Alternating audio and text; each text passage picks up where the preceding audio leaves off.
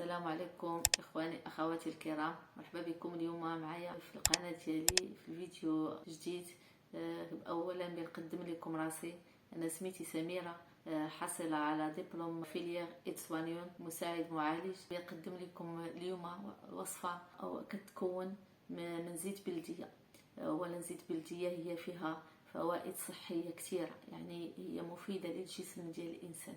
هادشي علاش الانسان اهم حاجه خصو ياكل زيت بلديه في التغذيه ديالو. وهذا الوصفه اللي غنقدم لكم هي كتعالج يعني الانسان اللي هو مريض الزكام، يعني ضربو البرد.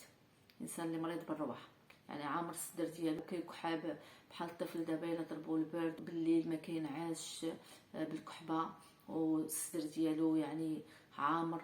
وكذلك انسان كبير، يعني بحال الطفل صغير بحال الانسان كبير. هاد الوصفه انا كنشكرها لكم، كنضمنها لكم بنجاح بالتجربه، يعني ديال الوالده ديالي هي اللي كديرها لينا الصغور ديالنا، هي باش كتعالجنا ديك الساعه. وانا منهم بولدي كنعالجو بهاد الوصفه. بالنسبه للوصفه اللي غادي نشارك معكم اليوم، هي عباره عن زيت الزيتون. كندهنوا بها يدينا مزيان، وكناخذوا البوطه كنشعلوها صافي. كنهزو ايدينا، يعني كنسخنوهم فوق البوطه.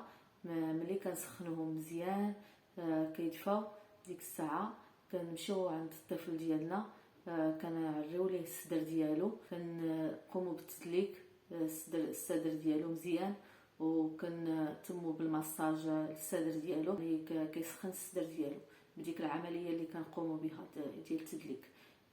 من بعد كنغطيوه ثاني، وعاد كنمشيو ثاني كنقوموا بالعمليه مره اخرى، يعني بالتكرار تقريبا 8 د المرات. ملي كنساليو هذه العمليه ديك الساعه كنقوموا لابس الملابس للطفل. ملي كنلبسوا ليه الحوايج كنغطيوه ثاني بمنطقه. كنحاولوا حنا الدري ما نعرضوش باقي البرد. والحمد لله ديك الساعه راه كتم هاد الوصفه بنجاح. وشكرا بزاف على المشاهده ديالكم، وكنتمنى تدعموني بلي لايك ديالكم ولي زابوني ديالكم، وتشاركوا معايا التعليقات كي جاتكم هاد الوصفه. شكرا بزاف.